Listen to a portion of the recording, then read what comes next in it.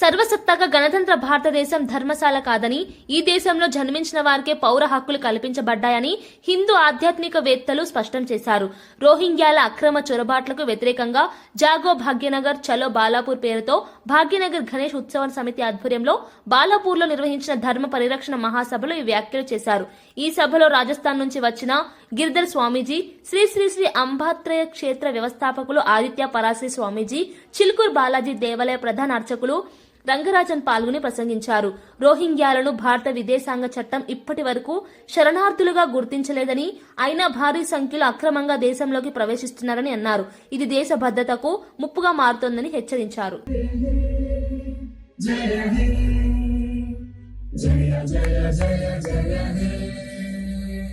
भारत माता की भारत माता की जय श्री राम ఈ సభకు స్ఫూర్తితోటి భవిష్యత్తులో ఉద్యమానికి మీరందరూ సంసిద్ధ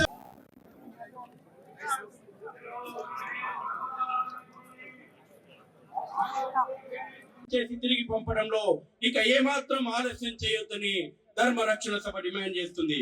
బంగ్లాదేశ్ మరియు రోహింగ్యా ముస్లిం చొరబాటుదారుల కారణంగా స్థానిక ప్రజలు అనేక ఇబ్బందులు ఎదుర్కొంటున్నారు. చొరబాటుదారులు సాగిస్తున్నటువంటి ఫుడ్ జిహాద్, ల్యాండ్ జిహాద్, లవ్ జిహాద్, ఎకనామిక్ జిహాద్, కల్చరల్ జిహాద్, ఓటు జిహాద్, డ్రగ్ జిహాద్, పాపులేషన్ జిహాద్, కుల వృత్తులపైన, ఉపాధి రంగం పైన సాగిస్తున్నటువంటి జాబ్ జిహాద్లతో పాటు అనేక రూపాలు సంతరించుకున్నటువంటి జిహాదు. మనకు స్వేచ్ఛ లేదు. మనం ఈ దేశంలో, ఈ యొక్క హైదరాబాద్ నగరంలో 2వ తరగతి శ్రేణులుగా గుర్తించబడుతూ ఉన్నారు. కానీ రోహింగ్యా, బర్మా నుండి వచ్చిన రోహింగ్యాలు ఈడ దౌర్జన్యాలు చేస్తా ఉన్నారు, హత్యలు చేస్తా ఉన్నారు, అత్యాచారాలు చేస్తా ఉన్నారు, మహిళల మీద దాడులు చేస్తా ఉన్నారు, బంగారు అపరాలు దొంగతనం చేస్తా ఉన్నారు. దొంగతనాలు చేసి మీద అడ్డుకుంటా ఉంటే దాడులు చేసి హత్యలు కూడా చేశారు. ఈ బాలాపూర్ కు 500 మీటర్ల దూరంలో విషయాన్ని మీకు మనం చెప్తాం.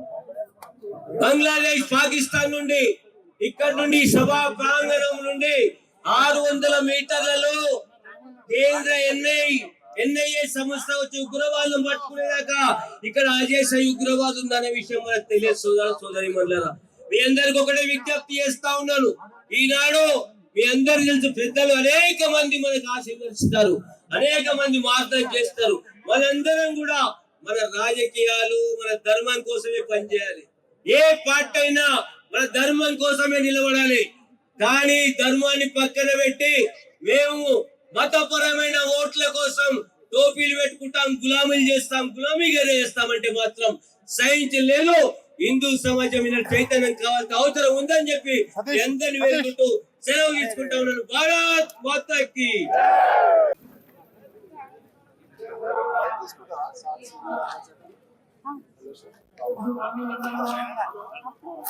రోహింగ్యాలు చాలా లక్షల మంది ఇక్కడ హైదరాబాద్ లో భాగ్యనగరం నివసిస్తున్నారు. వారిని వెంటనే ఈ ప్రభుత్వం అరెస్ట్ చేసి వారిని వెంటనే వారి ప్రాంతాలకు తరలించాల్సిందిగా మేము హిందుత్వ వాదం నుంచి ఈ సనాతన ధర్మం గురించి పోరాడుతున్నాము. అట్లనే ఇక్కడ వాళ్ళు వచ్చి మా కుల వృత్తులని చాలా చాలా నీచంగా హింసిస్తున్నారు. ఏంటంటే ఇక్కడ వాళ్ళు పండ్లు పెట్టుకుంటున్నారు. మేము వచ్చేసి ఒక 60 రూపీస్కి డజన్ పండ్లు అమ్ముతుంటే వాళ్ళు వచ్చేసి దాన్ని మరీ తక్కువ చేసి ఒక 25 రూపీస్, 30 రూపీస్కి డజన్ పండ్లు అమ్మి మా కుల వృత్తులను చాలా దెబ్బతీస్తున్నారు. అందుకే ఈ ప్రభుత్వం వెంటనే వాళ్ళని అరెస్ట్ చేసి వారి ప్రాంతాలకు తరలించాల్సిందిగా మనవి. జై శ్రీరామ్, జై శ్రీరామ్. ఇప్పుడు హలాల్ పేరుతోటి పూలు కావచ్చు, పండ్లు కావచ్చు, తినే ఆహార పదార్థాలను కూడా వాళ్ళు అపవిత్రం చేస్తున్నారు. సంథింగ్ దాని నుంచి మీరు ఎట్లా పోరాటం చేస్తున్నారు? అదే మేడం, మేమేందంటే ఇప్పుడు వాళ్ళు మా పండ్లను, పూలను మాత్రం చాలా అపవిత్రం చేస్తున్నారు. మేము మా హిందువులకి ప్రతి ఒక్కరికి చెప్తున్నాం ఏంటంటే వాళ్ళ దగ్గర కొనకండి. మన హిందువులు ఎవరైతే బొట్టు పెట్టుకొని అమ్ముతున్నారో ఓన్లీ వాళ్ళ దగ్గరనే మన పూలు కానీ, పండ్లు కానీ, దేవుళ్ళకి సంబంధించిన ఏ వ్రతాలైనా మన హిందువుల దగ్గరనే కొనాల్సిందిగా ప్రతి ఒక్క హిందూ బంధువుకి చేతులు జోడించి మరి నమస్కరించి చెప్తున్నాను. మన హిందూ దగ్గరనే కొనండి. మన హిందూ కుల వృత్తులను ప్రోత్సహించండి. మన హిందుత్వాన్ని ఐక్యం చేయండి. మనం హిందుత్వం ఏందో ప్రతి ఒక్కరికి తెలపాలని సూచిస్తున్నాను. ధన్యవాదాలు. జై శ్రీరామ్. ఒక స్వర్గధామం ఇది. హైదరాబాద్ అనేది స్వర్గధామం అయిపోయింది. ఎందుకంటే బంగ్లాదేశ్కి బార్డర్ మనకు ఏదో ఉందో మనకి ఇట్లా తిరిగిపోయేటట్టు ఉంటుంది. ఆ బార్డర్ చేయంగా వాళ్ళు వచ్చి ఆడ ఔరా ఎక్స్ప్రెస్ ఎక్కితే హైదరాబాద్లో ఎక్కుతారు. హైదరాబాద్లో ఏముంది, అప్పుడు కేసీఆర్ ఉన్నప్పుడు ఎంఏఎం దోస్తు, ఇప్పుడు వీడు ఎంఏఎంకే దోస్తు.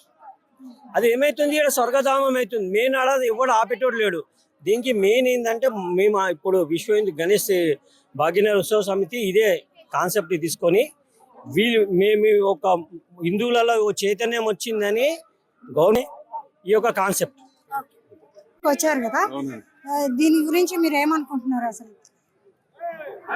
మనకు తెలుసు ఈరోజు దేశం మొత్తంలో కూడా మనం ఒక ఎగ్జాంపుల్ ఏంటంటే ఈ మధ్యకాలంలో బంగ్లాదేశ్లో ఏం జరుగుతుంది, మరి బంగ్లాదేశ్ పక్కనే ఉన్న బెంగాల్లో కూడా ఏ విధంగా ఈ యొక్క చొరబాటుదారులు బంగ్లాదేశ్ నుంచి అటు రోహింగ్యా బర్మా నుంచి వచ్చి మన యొక్క స్థానికంగా ఓటర్లు నమోదయ్యి కూడా ఇప్పుడు అక్కడ ప్రభావితం చేస్తున్నారు. కాబట్టి మరి బంగ్లాదేశ్ అంటే ఎక్కడో బార్డర్లో ఉంది, కానీ మన భాగ్యనగరంలో మన ముందు ఒక రోహింగ్యా కాలనీ అని వచ్చేసి మనం ఇంతకాలం ప్రభుత్వాలు కేవలం చట్టాలు వేరే రకం చట్టాలు తీసుకొస్తున్నారు తప్పిస్తే మరి రోహింగ్యాలకి అవసరం ఏముంది ఇక్కడ అంటే ఒకటే తెలిసింది ఏంటంటే వాళ్ళ యొక్క ఓటర్లుగా నమోదైనట్లయితే వాళ్ళు గెలిచే అవకాశం ఉంటుంది. కాబట్టి చట్టపరంగా ఈరోజు ఏదైతే వ్యవస్థ ఉందో దాంట్లో లొసుగుల్ని తీసుకొని మనము ఓటర్లుగా నమోదై భారత పౌరులుగా ఒక్కసారి అయిపోయినట్లయితే మరి రాబోయే కాలంలో మన యొక్క ఉనికి, మన యొక్క హిందూ ధర్మం యొక్క ఉనికి ఉండదు. కాబట్టి ఈరోజు ఈ ప్రభుత్వానికి ఈ యొక్క మీటింగ్ ద్వారా ఈ యొక్క స్పందన చూసినట్లయితే యువకులందరూ కూడా స్వతహాగా ఎవరు కూడా ఇక్కడ ఒక బస్సు లేదు, ఒక లారీ లేదు, ఏం లేదు, వారి యొక్క స్వతహాగా మరి యొక్క అడ్వర్టైజ్మెంట్ కూడా లేదు. ఎక్కడన్నా మీటింగ్లు, రోడ్ సైడ్ మీటింగ్లు పెట్టి మీరు రావాలి చేయాలని ఎక్కడ అడిగింది లేదు.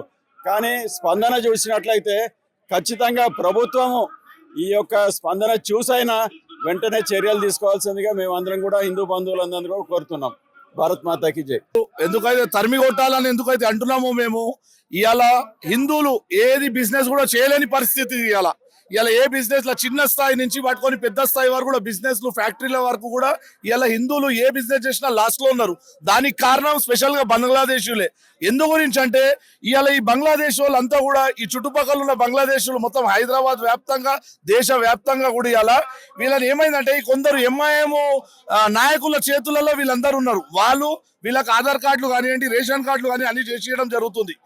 దాంతో పాటు ఇవాళ ఏ లేబర్ అయినా కానీ ఇక్కడ స్థానికంగా దేశంలో ఉన్న లేబర్లు ఎవరు వర్క్ చేయాలన్నా మినిమం 600-700 తక్కువగా చేసే పరిస్థితి లేదు ఇవాళ వాళ్ళు. ఇవాళ కాకపోతే ఈ బంగ్లాదేశీలను వీళ్ళని వాళ్ళ చేతులలో గుప్పెట్లలో పెట్టుకొని 300-350 రూపాయలు డైలీ వేజెస్ గా ఇచ్చి ఇవాళ మన హిందువులు ఏది కూడా చేయలేని పరిస్థితులలో వాడి ఇవాళ కూరగాయల బండి దగ్గర నుంచి ప్రతి ఒక్కడు కూడా లేబరు, పాలు, ఎక్కడైనా డైరీ ఫార్మ్స్ లలో అన్ని దగ్గర కూడా వాళ్ళు లేబర్ తక్కువలో పని చేయించుకొని వాళ్ళని బెదిరించి ఎంఐఎం నాయకులు వాళ్ళతో తక్కువలో పని చేయించుకొని వాళ్ళు తక్కువలో ప్రొడక్షన్ ఇవ్వడం జరుగుతుంది.